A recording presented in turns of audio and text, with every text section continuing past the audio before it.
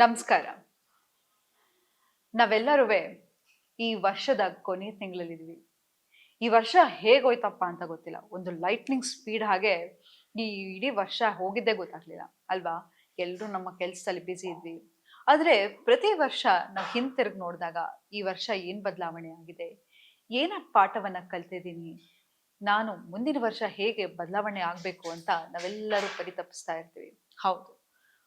Changes are rules of nature ಅಂತ ಹೇಳ್ತಾರೆ. ಹಾಗೆ ನಾವು ಪರಿವರ್ತನೆ ಆಗ್ತಾನೆ ಇರಬೇಕು, ಅಪ್ಗ್ರೇಡ್ ಆಗ್ತಾನೆ ಇರಬೇಕು. ಯಾವಾಗ ನಾವು ಅಪ್ಗ್ರೇಡ್ ಆಗಲ್ವೋ, ನಾವು ಬೇಗ ರೀಪ್ಲೇಸಬಲ್ ಆಗ್ಬಿಡ್ತೀವಿ. ನಾವು ಇರ್ರಿಪ್ಲೇಸಬಲ್ ಆಗಬೇಕು. ನಂದು ಪರ್ಸನಾಲಿಟಿ ಹೇಗಿರ್ಬೇಕಪ್ಪ ಅಂತ ಹೇಳಿದ್ರೆ ಎಲ್ಲರೂ ನನ್ನ ನೋಡಿ ವಾಹ್ ಇದ್ರೆ ಹೀಗಿರ್ಬೇಕಪ್ಪ ಅಂತ ಮೆಚ್ಚಿಸ್ಕೋಬೇಕು. ನಾನು ಏನನ್ನ ಅನ್ಕೊಂಡ್ರು ಕೂಡ ಅದನ್ನ ಮ್ಯಾನಿಫೆಸ್ಟೇಷನ್ ಮಾಡಬೇಕು. ಮುಂದಿನ ವರ್ಷ ಆದ್ರೂ ನಾನೊಂದು ವಿಷನ್ ಬೋರ್ಡ್ ಅನ್ನ ಹಾಕಿ ನನ್ನ ಮ್ಯಾನಿಫೆಸ್ಟೇಷನ್ ಎಲ್ಲ ನಿಜ ಆಗ್ಬೇಕು ಅಂತ ಹೇಳಿದ್ರೆ ಇವತ್ತು ನಾನು ಒಂದು ಸಣ್ಣ ಟಿಪ್ಸ್ ಅನ್ನ ಕೊಡ್ತಾ ಇದ್ದೀನಿ. ಹೇಗೆ ಮ್ಯಾನಿಫೆಸ್ಟೇಷನ್ ಅನ್ನ ಮಾಡೋದು? ಮೊದಲನೇದಾಗಿ ನಾನು ಏನನ್ನಾದ್ರೂ ಮ್ಯಾನಿಫೆಸ್ಟೇಷನ್ ಮಾಡಬೇಕಾದ್ರೆ ಮೊದಲನೇದಾಗಿ ನಾನು ಅದಕ್ಕೆ ಅರ್ಹಳು ಅಥವಾ ಅರ್ಹನು ಅಂತ ಹೇಳಿ ನಾನು ನಂಬಬೇಕು. ಅದಲ್ಲದೆ ನಮ್ಮ ಜೀವನದಲ್ಲಿ ಸಣ್ಣ ಸಣ್ಣ ಚೇಂಜಸ್ ಅನ್ನ ನಾವು ಮಾಡ್ಕೋತಾ ಹೋದ್ರೆ ಖಂಡಿತವಾಗ್ಲೂ ನಮ್ಮ ಗುರಿ ಏನಿದೆಯೋ ಅದನ್ನ ನಾವು ಮುಟ್ಬೋದು. ಹೇಗೆ ನಮ್ಮ ಲೈಫಲ್ಲಿ ಬದಲಾವಣೆ ಮಾಡ್ಕೊಳ್ಳೋದು ಅಂತ? ಕೆಲವು ಸತಿ ನೋಡಿ ನಮ್ಮ ಆರೋಗ್ಯವನ್ನ ನಾವು ತುಂಬಾನೇ ನಿರ್ಲಕ್ಷಿಸ್ತಿರ್ತೀವಿ. ಯಾವಾಗ್ಲೂ ಊಟ ಮಾಡೋದು, ಯಾವಾಗ್ಲೂ ಎದ್ದೇಳೋದು, ರಾತ್ರಿ 2 ಗಂಟೆ ಆದ್ರೂ ಮೊಬೈಲ್ ಅನ್ನ ಸ್ಕ್ರೋಲ್ ಮಾಡ್ತಾ ಇರೋದು, ಬೆಳಗ್ಗೆ ಎದ್ದಾಗ ಅದೇ ಇರಿಟೇಷನ್ ಅಲ್ಲಿ ಎದ್ದಿರ್ತೀವಿ. ಯಾಕಂತ ಹೇಳಿದ್ರೆ ನಿದ್ದೆ ಗೆಟ್ಟಿಯೋ ಬುದ್ಧಿ ಗೆಟ್ಟಿಯೋ ಅಂತ ಹೇಳಿರ್ತಾರೆ. ಮತ್ತೆ ಸದಾ ಒಂದು ಕ್ರೈಮ್ ಸೀರೀಸ್ಗಳನ್ನ ನೋಡ್ತಾ ಇರೋದಾಗಿರಬಹುದು, ಅಥವಾ ಯಾವುದೋ ಒಂದು ಏನು ನನಗೆ ಪರ್ಪಸ್ಸೇ ಕೊಡ್ತಾ ಇರ್ತಕ್ಕಂತಹ ವಿಡಿಯೋಗಳನ್ನ ನೋಡ್ತಾ ಇರೋದು.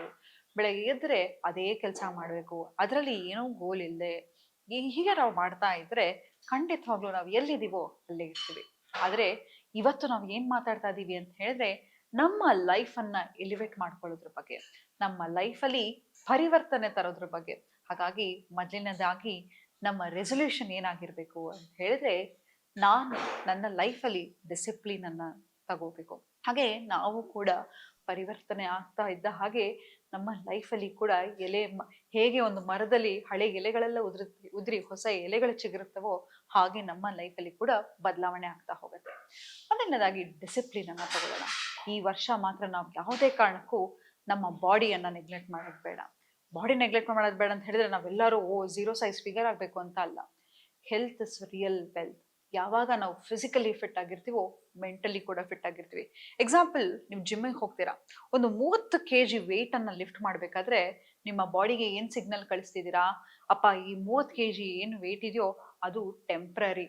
ಆದ್ರೆ ನಿಮ್ಮ ಲೈಫಲ್ಲೂ ಅಷ್ಟೇ ಯಾವುದೇ ಒಂದು ಕಷ್ಟ ಬಂದಾಗ ಏನಾಗುತ್ತೆ ಅಂತ ಹೇಳಿದ್ರೆ ಅಯ್ಯೋ ಇದು ನನ್ನ ಲೈಫಲ್ಲಿ ಪರ್ಮನೆಂಟ್ ಸಿಚುಯೇಷನ್ ಅನ್ನೋ ಅಂತ ಹೇಳಿ ಕೂತು ಕೊರ್ಗಕ್ ಶುರು ಮಾಡ್ಬಿಡ್ತೀವಿ. ಯಾವುದೇ ತರ ಪ್ರಾಬ್ಲಮ್ ಆಗಿರ್ಲಿ ನಮ್ಮ ಲೈಫಲ್ಲಿ ಪರ್ಮನೆಂಟ್ ಅಲ್ಲ. ನೋಡಿ, ನಾನು ಬೆಳಗ್ಗೆ ಅಳ್ತಾ ಇದ್ದೆ ಅಂತ ತಿಳ್ಕೊಳ್ಳೋಣ, ಮಧ್ಯಾಹ್ನ ಹೊತ್ತಿಗೆ ಏನೋ ಒಂದು ವಿಷಯ ಬರುತ್ತೆ, ನಕ್ಕೆ ನಗ್ತೀವಿ ಅಲ್ವಾ? ಇಡೀ ದಿನ ಅಳ್ತಾ ಇದ್ರೆ ಏನಾಗುತ್ತೆ, ಇಡೀ ದಿನ ನಗ್ತಾ ಇದ್ರೆ ಏನಾಗುತ್ತೆ, ಹಾಗೆ ನಮ್ಮ ಎಮೋಷನ್ಸ್ ವೇರಿ ಆಗ್ತಾ ಹೋಗುತ್ತೆ. ನಮ್ಮ ಪರಿಸ್ಥಿತಿಗಳು ಕೂಡ ಜೀವನದಲ್ಲಿ ಬದಲಾಗ್ತಾ ಹೋಗುತ್ತೆ. ಯಾವಾಗ ನೀವು ನಿಮ್ಮ ದೇಹವನ್ನ ದಂಡಿಸ್ಲಿಕ್ಕೆ ಶುರು ಮಾಡ್ತಿರೋ, ಯಾವುದೇ ನಿಮ್ಮ ಲೈಫಲ್ಲಿ ಎಂಥದೇ ಒಂದು ಪರಿಸ್ಥಿತಿ ಬರಲಿ, ಅದು ಟೆಂಪರರಿ ಅಂತ ನಿಮ್ಮ body and mind works hand in hand.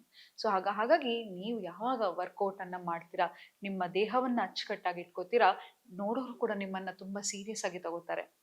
ಎಷ್ಟೋ ಸತಿ ನೀವು ನೋಡಿರ್ಬೋದು, ನೀವು ಒಂದು 5 ಜನ ಫ್ರೆಂಡ್ಸ್ ಇರ್ತಾರ, ಯಾರೋ ಒಬ್ರು ಸ್ವಲ್ಪ ಗುಂಡುಗಿದ್ರೆ ಅವನನ್ನ ಎಷ್ಟು ಹೆಸರುಗಳಲ್ಲಿ ರೇಗಿಸ್ತಾ ಹೋಗ್ತೀವಿ, ಏನೇನ ಮಾತುಗಳನ್ನ ಆಡ್ತಾ ಹೋಗ್ತೀವಿ ಅಲ್ವಾ?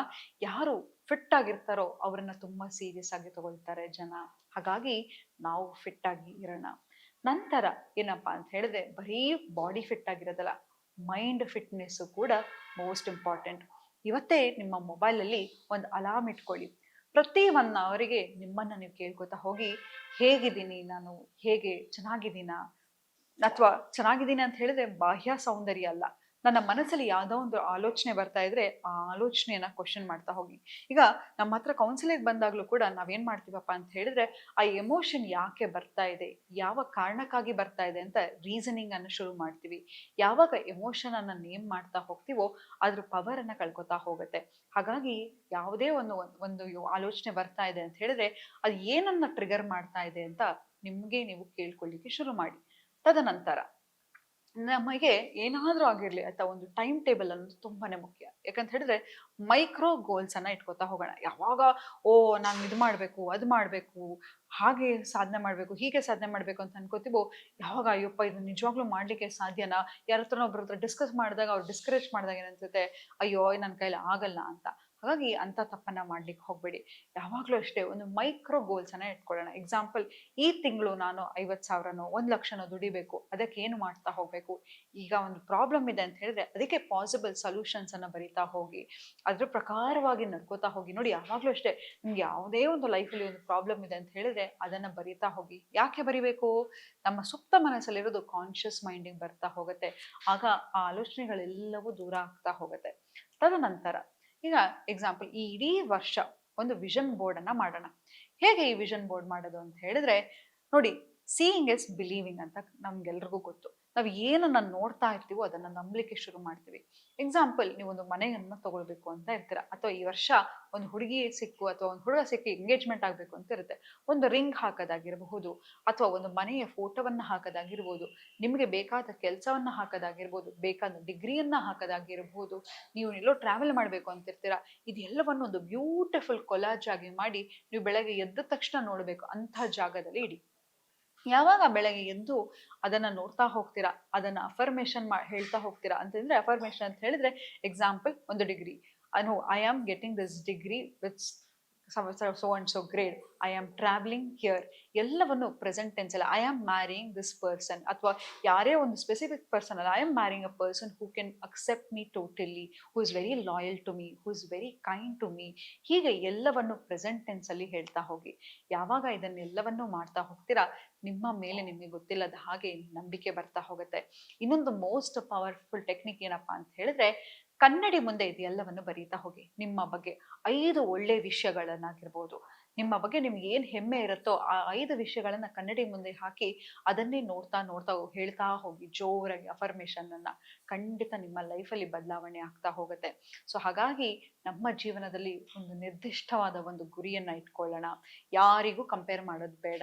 ನಮ್ಮನ್ನ ನಾವು ಹೇಗೆ, ನನ್ನ ಓಲ್ಡರ್ ವರ್ಷನ್ ಇಂದ ಬೆಟರ್ ವರ್ಷನ್ ಆಗಿ ಈ ವರ್ಷವನ್ನ ನಾವು ತಗೊಳ್ತಾ ಹೋಗೋಣ. ಸೊ ಇದೆಲ್ಲ ಸಣ್ಣ ಸಣ್ಣ ಚೇಂಜಸ್ ಅನ್ನ ಮಾಡ್ತಾ ಹೋದ್ರೆ ನಮ್ಮ ಲೈಫಲ್ಲಿ ಖಂಡಿತ ಬದಲಾವಣೆ ಇರುತ್ತೆ ಅಂತ ಹೇಳ್ತಾ ಇವತ್ತಿನ ಸಂಚಿಕೆಯನ್ನ ನಾನು ಮುಕ್ತಾಯಗೊಳಿಸ್ತಿದ್ದೀನಿ. ಧನ್ಯವಾದಗಳು.